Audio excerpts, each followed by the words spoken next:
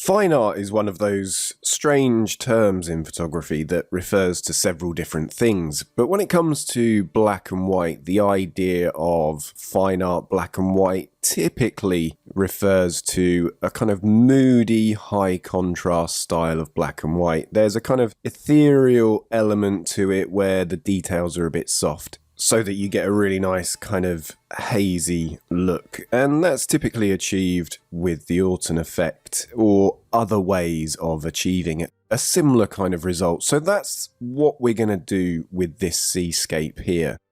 And the first thing that I'm going to do is apply the Orton effect, but I'm just going to run through it really quickly because I already have a video here on Picfair covering exactly how I do it. So if you want to check that out, you can follow that and I go through everything really nice and slowly. So I'm just holding down Control and J to duplicate the background layer twice. On a Mac that would be Command and J, and with that top layer active I'm going to add some Gaussian blur at a radius of 30 pixels and then change the blending mode from normal to multiply. Click on that first copied layer and I'm going to change the blending mode to screen.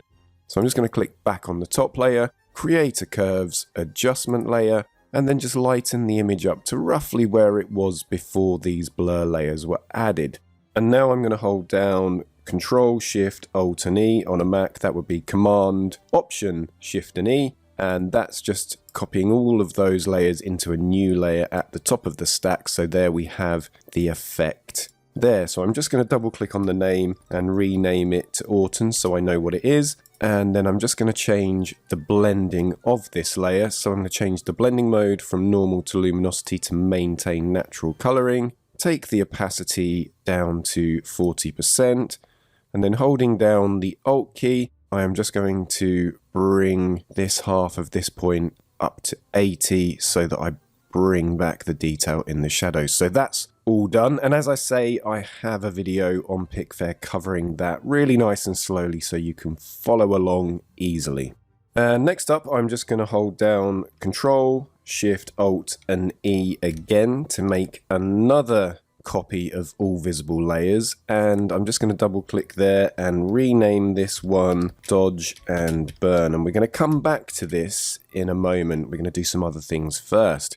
So now on to the black and white conversion. So here I'm going to use a black and white adjustment layer so that I can control the way that the different color channels convert to grayscale. So the first thing that I'm going to do is work with the greens because we have this green seaweed and I just want to lighten that up to add a nice amount of contrast. So I'm just going to take that up quite high, and if you just watch the moss, you'll see that it's lightening up. So I'm going to take that to 175, and with the yellows I'm going to increase those as well because they do affect greens in the image as well, and I'm going to take that up to 118.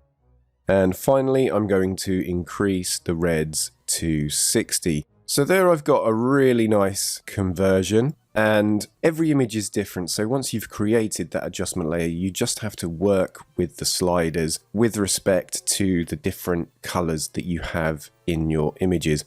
So if I just quickly go back, one thing that you have to be really careful of is the blues, because the blue channel is the noisiest channel in RGB, and you'll see there as I'm increasing and decreasing that slider, we're getting a lot of noise in the image. So that works just the same with the cyan, so you have to be really careful with those.